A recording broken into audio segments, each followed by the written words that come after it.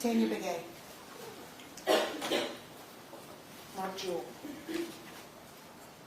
David Luaris. Mayor Reyes-Mathis. Lauren Phillips. That's why we're here. We're not here because of theoretical data. We're not here because of words that don't have meaning. We're here because these 5 people are not on this earth with us because of Jason Thornburg. We don't use words like cannibal because it's fun. We use words like cannibal because he ate David's heart. We don't use the word sadist because we think it's a buzzword. We use the word sadist because he had sex with Lauren's torso. And he cut off David's penis. And he raped Alicia Woods. And we all know that what he did to Alicia is exactly what he did to Mary Cruz and Lauren. We use the word sadist because he's the kind of person who will have sex with Lauren with the bodies of Mary Cruz and David underneath that bed. He can be aroused in a moment where there are 2 bodies under his bed. So as much as the defense wants to sit up here and talk about what data shows, every single time one of their experts gave an opinion, it fell apart when the facts of this case were applied to it. Every single time. And so when they want to get up here and say, oh, Dr. Reed, she doesn't know what she's talking about. How come everything she said matches up to facts? This is not about data. This is not about theoretical cannibals. This is about a man. You take the heart of that man right there and put it in his mouth. That's why we're here. And ladies and gentlemen, I want to talk about, because at the end of Guilt, Innocence, remember we sat here and we talked about, oh, the ritual. See, ladies and gentlemen, the reason he did all this is the ritual and the fire. The fire cleanses his soul. No. The fire cleanses crime scenes. And now you know that. Because you know about Tanya now. You know that in 2017, not because of a ritual, not because God told him to, but because he regularly beat this woman in a domestic violence situation that resulted in him throwing a coffee pot in her eye. And when he's about to get in trouble for that, she goes missing. And we know now that he burned her, he used the word cremated. Do you know how long you have to burn someone to cremate them? That's what he did. Because fire, once again, cleansed his crime scene. And yes, I will agree with the defense attorney on probably only this matter. The FBI failed Tanya and her family. Absolutely. And Jason Thornburg was counting on it. There's a reason why we've all heard the phrase missing and indigenous women. We've heard it because it's a reality that he was counting on to get away with it. And he did. But he had to get out of town. He's a little too hot there now. So he comes to Texas. And immediately gets arrested. He's evading arrest and goes to prison. Gets out. Gets a house on Valentine.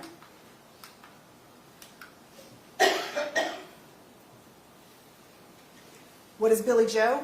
Billy Joe is a bunch of things to us. The first thing is, truly, another failure by law enforcement. I agree with the defense on that. It's another time that he's gotten away with it because he picks people that he thinks nobody cares about. And so far, he's been right about that in law enforcement. Billy Joe is another person law enforcement didn't care about. But you know what else Billy Joe is? Billy Joe is what David is. if he doesn't get away. We know how he killed David and how he killed Mark Jewell. And it's the same thing that Billy Joe woke up to that morning. A knife to the throat. We also know from Billy Joe that the defendant is using all of his function to plan for when he wants to kill the next person. I better drop a pin out here, because you never know when you might need a spot that no one's going to come to, that's in the middle of nowhere. So then we get to Mark Jewell. Mark Jewell is incredibly important to understand this case because I will disagree with the defense attorney on this. It is not that 4th PD was not doing their job. It's because he made sure the crime scene was so hard to determine that the medical examiner could not give the tools that they needed to arrest him for what happened in that house. And what do you know about what happened in that house? You know that morning he loaded up all the stuff he wanted to save before he blew a house up with a body inside. But more importantly, what you know is you have a 40-minute interview with the defendant and Leah Dickerson. When he thinks he's not caught, for 40 minutes, he can give big, huge stories about Mark Jewell must have been suicidal. Let me tell you about Mark. I mean, he never misses a beat because he has gotten away with it, and that is what he's doing in that moment. He's already gotten away with one murder. He's gotten away with Billy Joe. Now he's going to get away with this. And you can hear that in that interview. And compare it to the interview you hear when the evidence is in front of them with Detective Barron and Detective O'Brien. Oh, so different. And why? Because he is glib, almost, with Detective Dickerson. He is conniving. He is manipulative. He is not in any way suffering from any deficits in that moment, and you can hear it. Alicia. Alicia is what Lauren and Maricruz suffered. You heard from a live victim what Lauren and Maricruz's last moments were like. And this woman wakes up every day now knowing that but for a knock on the door, but for the knock on the door. But she also lives in a world where she knew that no one would care if she reported it, so she didn't. Because once again, he picks perfect victims that law enforcement won't care about. So she doesn't tell him. But you know what happened. And you know what happened because of the details like he started to clean the room. You also know from her that this was not, once again, a sacrifice or a delusion. Because he's telling her, I'm God in this situation. I'm deciding. Go clean yourself up. I'm going to clean the room. I'm not going to pay you. Once again, that's a favorite of his. Lauren and Maricruz. You know what he learned from Alicia? Because he's learning, right? He's learning and growing. He's escalating, learning, and growing. He learned in this moment, don't go to their hotel. Stay at the Mid-Cities Inn where nobody pays attention, where nobody's going to notice, where I can have a room that I can clean in my own time, and no one's going to knock on that door.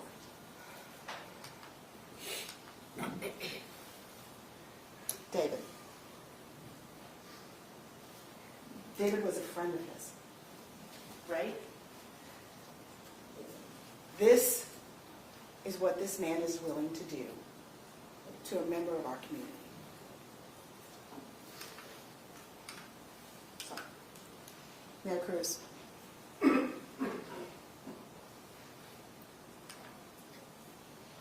Lauren. These are not theories. These are not words. These are not scientific studies. These are actual people who suffered these fates at the hands of Jason Thornburg. And that is why we're here. when we look at this case, the thing that should keep you up at night, the thing that should make sure that none of us can sleep, is not that Jason Thornburg might someday face the death penalty. It should be how incredibly close he was to getting away with this. Because, ladies and gentlemen, it takes one more day for Detective Sullivan to match that car up. One more day. The video from the Mid-Cities Inn, gone. And then all we have is a blurry, from afar, video of a car and a figure dumping bodies. Bodies that are unable to have DNA or any other evidence on them because he burned them, not because of ritual, but because it's always been effective for him to get away with murder. One more day. We don't solve this. And you know who else knew that? The only thing he didn't know was that it was a 7-day retention on the videos. Because 48 hours after he dumped the bodies, which is kind of colloquialism in our world, right? It's 48 hours. That's how long the police have to really solve something. 48 hours.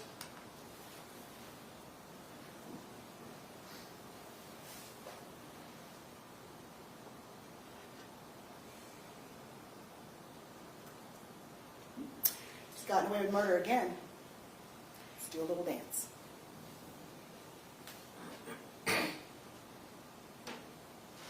The defense attorney wanted to talk to you about special issues and wanted to talk to you about future danger, and they wanted to use all these phrases. I want to start with future danger because it is the easiest in this case. There is no doubt he is a future danger. He has shown you that. Once again, I don't need data, I don't need scientists, I don't need experts, I got facts. And the facts are, even in jail, no matter how many times we move him, no matter how many times we put him in a more restrictive environment, someone gets hurt, or he gets another weapon, or he has a plan for another weapon, or he's burning something.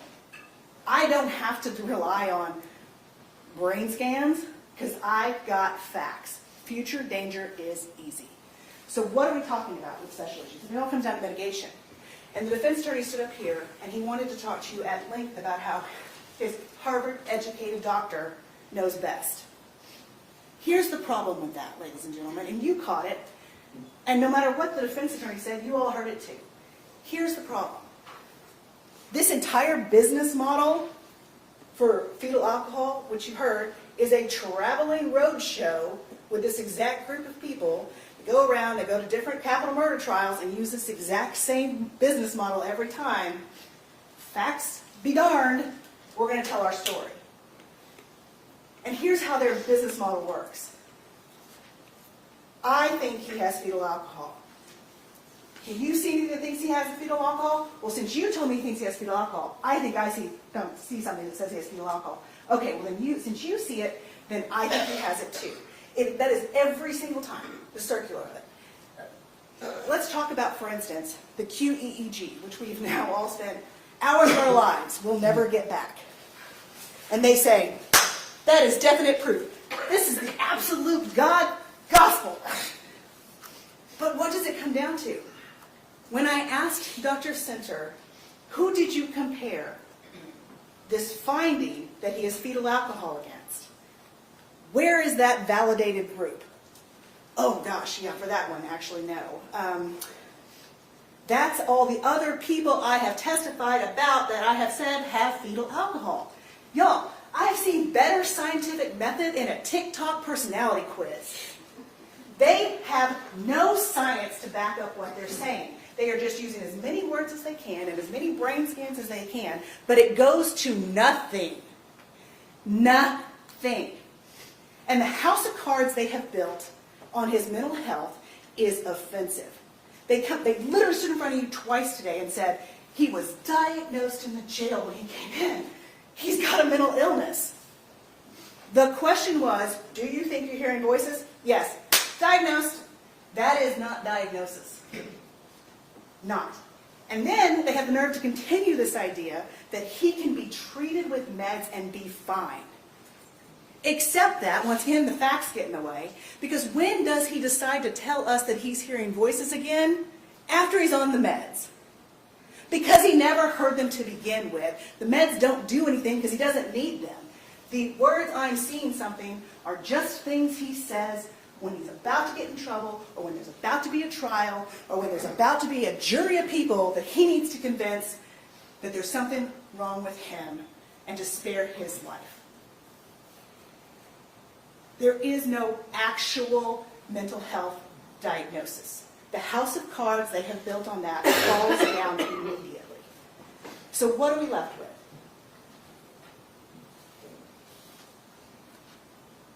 We are left with, and I agree with Amy, there's no way to say it. We're left with the fact that evil exists in this world. I think we would all like to be able to try and point to something and say it's a causation. But, for instance, everything the defense said, like the way he grew up and the reservation and all of this, do you know why that doesn't work either? Because Joey. You can't have someone born and raised the exact same way, out of the same womb, with the same struggles, become a financial advisor, and then say that exact same thing can make you a serial killer. 2 minutes. Thank you. At the end of the day, what we have is a man who uses the Bible as a weapon to lure people in. And he constantly and consistently is manipulating. He is brutal. He is vicious. He is violent. And ladies and gentlemen, he doesn't have a true belief system in God, or he wouldn't have said and done the things he did. Because you know who else knows the Bible? The devil. He uses the Bible as a tool. And he's using it today to, once again, try and convince actual people with actual morals that somehow he's less moral blameworthy. And he is not. Tanya, Mark, David, Maricruz, Lauren. Their families have sat here for a month and listened to what this animal did to their loved ones. There is no answer. There is no answer for justice other than the death penalty. And I will never say that lightly. I will never, ever say that lightly. And I will tell you, it is a hard decision because it's a hard call. It is not a hard decision because of the facts. He has earned this death sentence. And this family deserves the justice that it will bring. Every other law enforcement agency that has failed these families comes down to you. You're the only thing that can stop Jason Thornburg. Thank you.